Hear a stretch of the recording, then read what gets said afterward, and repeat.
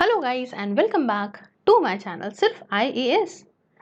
तो यहाँ पे हम अपनी विजन IAS PT 365 की सीरीज जो कि इकोनॉमी की थी उसे कंटिन्यू करते हुए आज आपके लिए पार्ट नंबर 11 लेकर आए हैं। तो आइए शुरू करने से पहले चैनल को सब्सक्राइब कर लीजिए, बेल आइकन को प्रेस करिए ताकि आपको रेगुलर अपडेट्स मिलती रहें। अब इसके अंदर जो पहला टॉपिक हम देखेंगे वो देखेंगे इंडियाज इन्वेस्टमेंट रिजाइम का। जानते हैं इसके बारे में कुछ बातें। देखिए, यहाँ पे department for promotion of industry and internal trade ने रिलीज करा है डेटा FDI के इनफ्लो का 2019-20 का कि हमारे देश के अंदर कितना FDI मतलब फॉरेन डायरेक्ट इन्वेस्टमेंट आया। अभी डेटा क्या दिखाता है? तो डेटा पहली चीज तो दिखाता है कि FDI इंडिया के अंदर बढ़ा है 18% से आपका 2019-20 में, और इंडिया की रैंक जो है वो टॉप 10 FDI फॉर FDI इन 2019 में आ गई है। इसकी रैंक 63 भी रही है वर्ल्ड बैंक के ईज ऑफ डूइंग बिजनेस 2020 के अंदर। लेकिन तब भी इंडिया के अंदर जो फॉरेन इन्वेस्टमेंट है वो सिर्फ 2% ही है हमारे GDP का। अब देखिए, जो foreign direct investment equity inflow है इंडिया के अंदर जो कि 2019-20 में रहा, वो रहा बच्चों $49.9 बिलियन। अगर हम देखें तो काफी कम है हमारे यहाँ का एनुअल फ्लो जो कि रेमिटेंसेस का होता है, ठीक है, वो ही होता है 83 बिलियन जो डॉलर है सेम पीरियड के लिए, तो ये हमारे यहाँ कम रहा।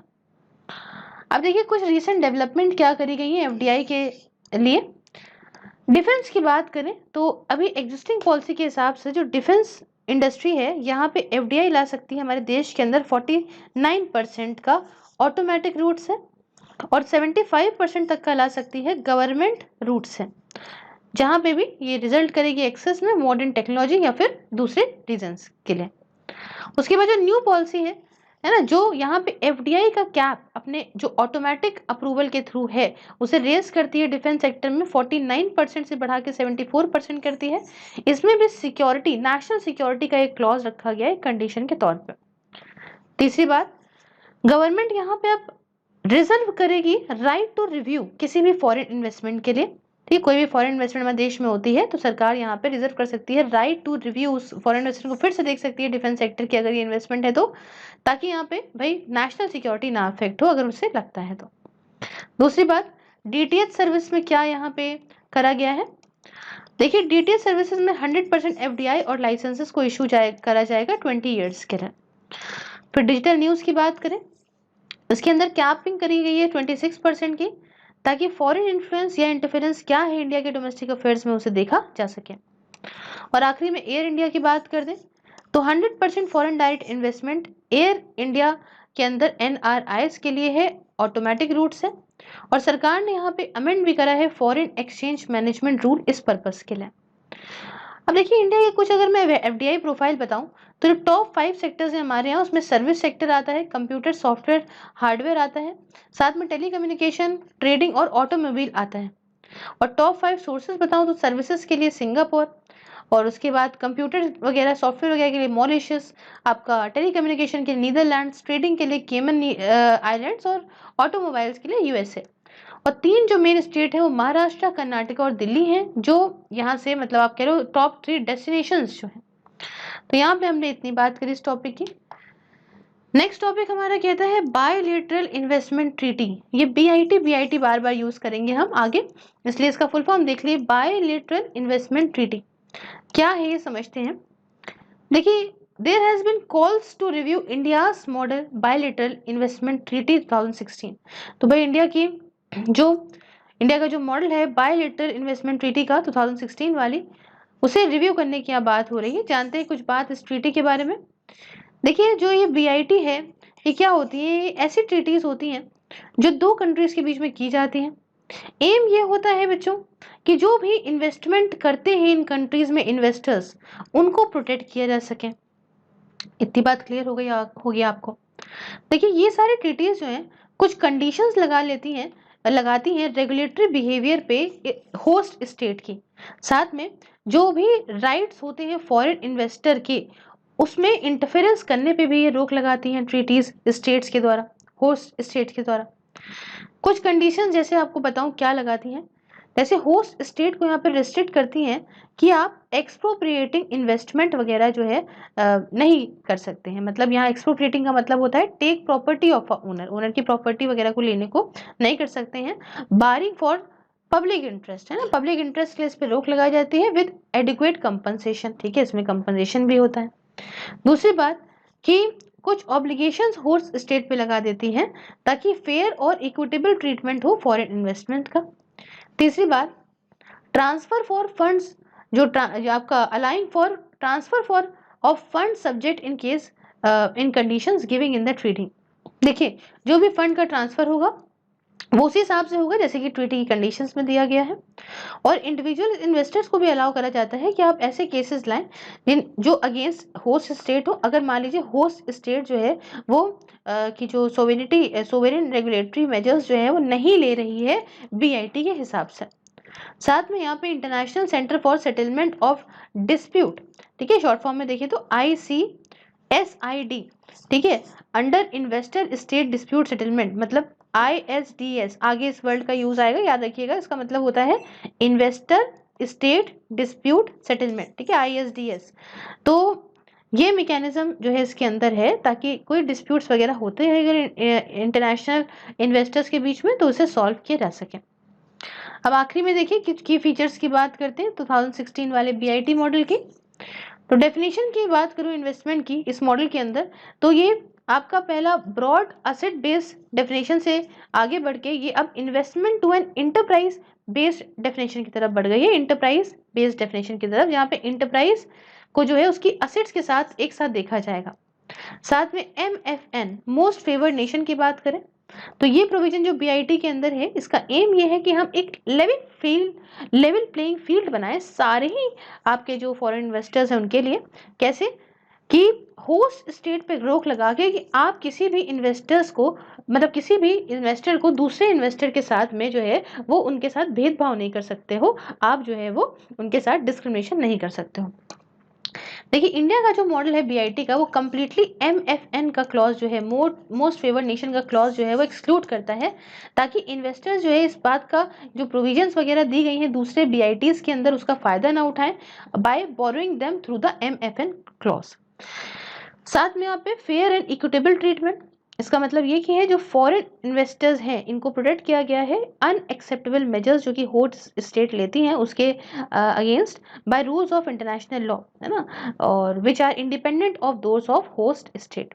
अब 2016 का जो मॉडल बीआईटी है इसके अंदर कोई भी फेयर एंड इक्विटेबल ट्रीटमेंट की प्रोविजन नहीं दी गई है क्योंकि जो मैंने बताया ISDS, मैंने आपको ऊपर बताया कि भाई investor state dispute settlement tribunals हैं, ये ऑफन इंटरप्ट करते हैं इस प्रोविजन को बहुत ही ब्रॉडली, बहुत ही कायदे से। इंस्टेड ये इसके अंदर एक प्रोविजन होती है इसका इंटाइटल होता है भाई ट्रीटमेंट ऑफ इन्वेस्टर्स, जो यहाँ पे कंट्री को रोकती है कि भाई प्रोहिबिट करती है कि आप यहाँ पे सब्जुडिकेट नहीं कर सकते फॉरेन इन्वेस्टमेंट्स को to measure that constitute a violation of customary international law. अब देखिए ये जो ISDS का मैकेनिज्म है इसके बारे में समझते हैं। देखिए इंडिया ने क्वालिफाई करी अपनी कंसेंट ISDS को, कैसे, by requiring that foreign investor जो है वो यहाँ पे सबसे पहले अपनी लोकल रेमेडीज को एग्जॉस्ट करेगा at least for a period of 5 years before commencing international arbitration. तो ये वाली बात है। और उसके बाद मैंने जो एक और बताई थी international centre for settlement dispute, ये क्या है जान लेते हैं। ये वर्ल्ड की लीडिंग इंस्टीट्यूशन है जो पूरी तरह से इंटरनेशनल इन्वेस्टमेंट डिस्प्यूट सेटलमेंट के लिए काम करती है। इसको एस्टैब्लिश किया गया था 1966 में convention on the settlement of investment disputes के द्वारा bye legal disputes resolution and conciliation between international investors. ये कन्वेंशन इसे रेटिफाइड करा है 155 कंट्रीज ने और इंडिया पार्टी नहीं है इस कन्वेंशन का, तो यार ये बात याद रखिएगा। अब देखिए कुछ की कॉन्सेप्ट्स और एंटिटीज जो कि न्यूज़ में रहे उसके बारे में जानते हैं। तो सबसे पहले देखिए एंटी डंपिंग ड्यूटी के बारे में आपको बताना चाहूँगी। हुआ क्या कि इंडिया ने इम्पोज करी anti dumping duty anti bacterial drug जिसका नाम सिप्रोफ्लोक्सासिन था, जिसे इंपोर्ट किया जा रहा था चाइना के थ्रू। तो इस पे एंटी डंपिंग ड्यूटी हमारे देश ने लगाई। क्या होती है एंटी डंपिंग ड्यूटी? देखिए ड्यूटी इम्पोज करी जाती है जब कंट्री या फिर फर्म एक्सपोर्ट करे एक ऐसा आइटम कंट्री में जिसका प्राइस जो है वो लोअर हो then the price of the product in its domestic market. मान लो कि चाइना के अंदर स्टील का प्राइस 100 रुपये है और वो एक्सपोर्ट कर रहे हैं स्टील को हमारे इंडिया के अंदर 80 रुपये में। सरकार ऑब्वियस सी बात है हमारी इंडियन डोमेस्टिक इंडस्ट्रीज को बचाने के लिए इसके अंदर कोई ड्यूटी लगाएगी और इसी भाई को कहते हैं एंटी डंपिंग ड्यूटी, कि इसकी वजह से क्या होता है कि प्राइस प्रोडक्ट के जो है इंपोर्टिंग कंट्री में अफेक्ट कर जाते हैं, है ना, तो मार्जिन प्रॉफिट सब हिल जाता है मैन्युफैक्चरर्स का।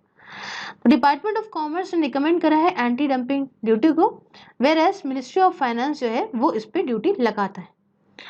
दूसरा देखिए आता है कैन्स ग्रुप, तो ये यहाँ पे 19 एग्रीकल्चर एक्सपोर्टिंग नेशंस का एक गठबंधन है ना, जो एग्रीकल्चर ट्रेड लिबरलाइजेशन के लिए काम करते हैं।